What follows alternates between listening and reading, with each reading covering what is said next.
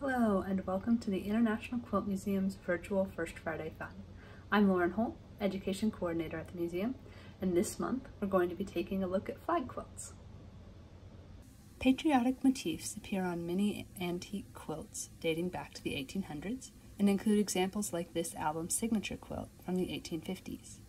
In addition to the American flag, this quilt also shows three other flags, including the British Red Ensign flag, flown by British merchant and passenger vessels after 1707, and a blue, white, and red striped flag that may be the 1848 Pan-Slavic colors, representing people from many nations in the Slavic ethnic and language group in Eurasia. Did you know? Colorfast blue indigo-based dyes have been in use around the world for 6,000 years, and fade-resistant red dyes made from madder plant roots have been used for at least 3,500 years. In the early 1800s, dyers and chemists created a range of colors from pink to brown by adding other chemicals to the madder dyeing process. By 1900, quilt makers had access to chemical versions of madder and indigo and synthetic dyes for the full rainbow of colors. However, many of these synthetic dyes were prone to fade quickly to drab shades of tan and khaki. Because they were more reliable, red and blue fabrics made from madder and indigo dyes remained popular with Americans throughout the 1800s and early 1900s for making clothes, quilts, and other everyday items. Then and now, their popularity also reflects the color's symbolic meanings to Americans. This quilt, made up of two American flags facing opposite directions, was made by Ella Evans for Grandfather Otis Golden, likely in the late 1890s. The red dye has held up the best over time, with the blue fading to what is likely a lighter, grayer tone than would have been seen when the quilt was new. Both star fields contain 45 stars, which helped researchers date this quilt.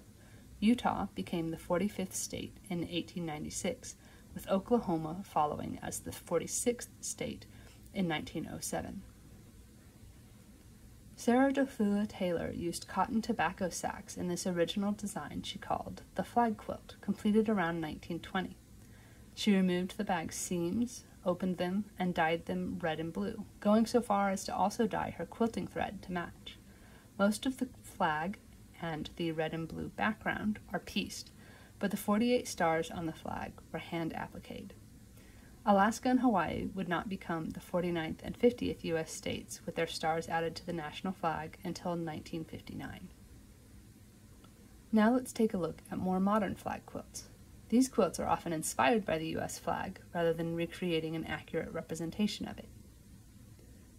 This patriotic quilt, featuring 16 near-identical blocks inspired by the American flag, was made by members of the Bulligie, Alabama chapter of the Retired Senior Volunteer Program. The organization's mission is to provide opportunities for persons 55 or older to volunteer within their communities, and the club provides a setting for women to piece and quilt together. Mary Maxtian, a member of the Bulligie RSVP Club, made several flag quilts in the 1980s, 5 of which are in the International Quilt Museum's collection. This one, called Stars and Stripes, shows a central red, white, and blue 8-pointed star bordered by American flags. The pattern of expanding red, white, and blue diamonds that make up the star, combined with the red and white echo outlining against the corner squares of white stars on a blue field, calls to mind an expanding firework. Artist Luke Haynes often uses recycled materials in his work. This quilt was made from a large old flag found at Goodwill. In the quilt, that flag is recreated, now composed of log cabin quilt blocks. Now let's look at some symbolism in flag quilts. Some flag quilts commemorate the relationship between nations.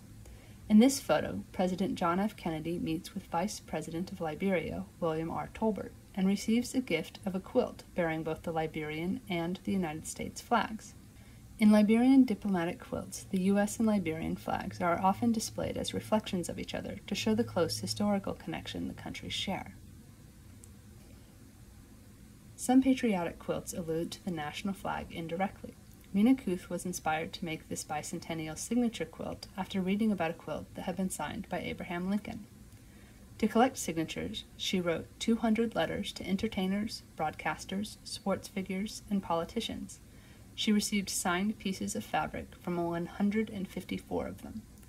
These signatures, including famous names such as astronaut Buzz Aldrin, entertainer Frank Sinatra Jr., and President Gerald Ford, decorate white diamonds that make up the white stripes in this red, white, and blue quilt.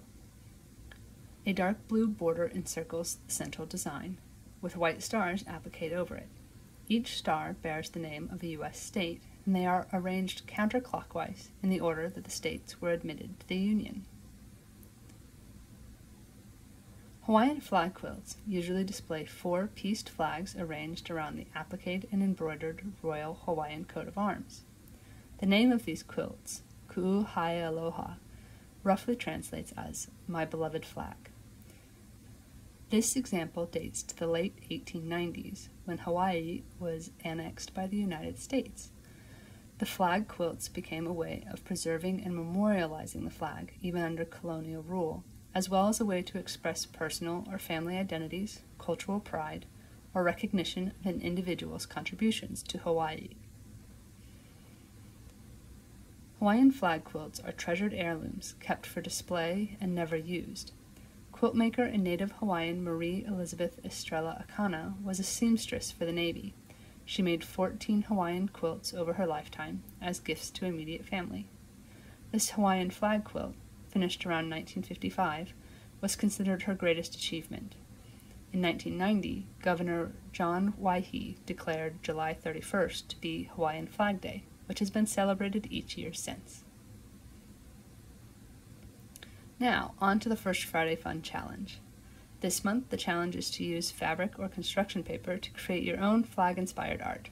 If you would like to use a template for stars and stripes, you can download one from the link in the description of this video.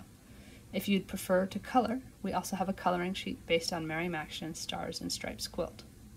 Whatever you choose to make, we'd love to see the results, and I hope you'll share your art with us in the comments below this video on Facebook or by tagging us at International Quilt Museum on Instagram. For more quilts with patriotic themes, check out our past exhibition, Partisan Pieces, online at internationalquiltmuseum.org. I hope you enjoyed this presentation, and thank you for joining us for First Friday Fun.